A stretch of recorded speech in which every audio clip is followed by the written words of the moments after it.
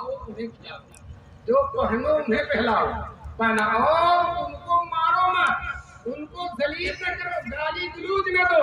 दोस्तों, हमारे रसूल पाक सल्लल्लाहु अलैहि वसल्लम का हाल ये है, जब आप घर में दाखिल होते थे और अम्मा आयशा आटा गूंद रही होती थी और देखते थे हुजूर सल्लल्लाहु अलैहि वसल्लम के घर में अभी झाड़ू नहीं, आयशा मशगूल है, झाड़ू नहीं पड़ा, तो हुजूर अपने मुबारक हाथों से झाड़ू देना शुरू कर देते।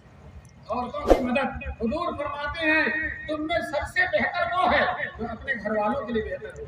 इसलिए मर्दों से हम दरख्वास्त करते हैं कि हुजूर की सुन्नत के मुताबिक औरतों से मामला करें, और औरतों से भी हम दरख्वास्त करते हैं अपने शौहरों की रियायत करें, अपने शौहरों का लिहाज करें। इसलिए कि हदीस में हुजूर सल्लल्लाहु अलैहि वसल्लम ने फरमाया है कि अगर अल्लाह के अलावा किसी को सजदे का हुक्म होता तो मैं औरतों से कहता कि अपने शौहरों को सजदा करें।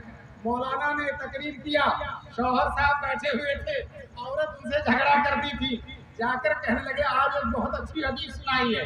फरमाया है कि रसूल पाक सल्लल्लाहु अलैहि वसल्लम ने फरमाया अल्लाह के अलावा अगर किसी को सजदे का हुक्म होता तो मैं औरतों को हुक्म देता कि शौहरों को सजदा करें।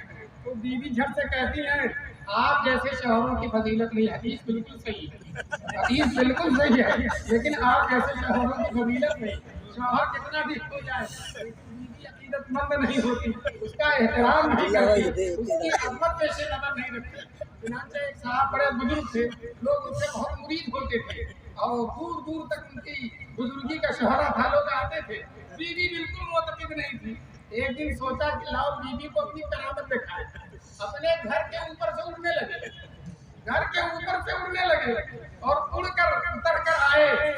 तो बीवी ने कहा आते ही तुम बुजुर्ग बनते हो, आज मैंने एक बुजुर्ग देखा हमारे घर के ऊपर से उड़ रहा, हमारे घर के ऊपर से उड़ रहा था। तो बीवी कहती है, शौहर कहते हैं तुमने गौर से नहीं देखा, मैं ही तो था, ये मेरी ही तो करामत है। तो झट से बोलती है यही तो टेढ़े उड़ रहे, यही तो टेढ़े उड़ रहे थे। बहरहाल हम औरतों से यही तलकीन करते हैं कि मर्दों का एहतराम करें, अपने बच्चों की दीनी तरबियत करें।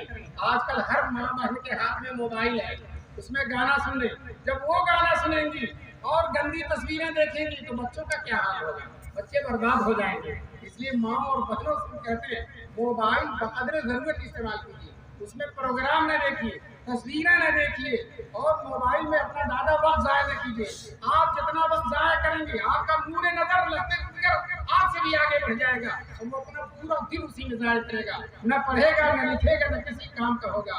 इसलिए अपने बेटों की बेहतरीन तरबियत करें। अल्लाह तबारक तआला हम सबको इन बातों पर अमल करने की तौफीक नसीब फरमाए।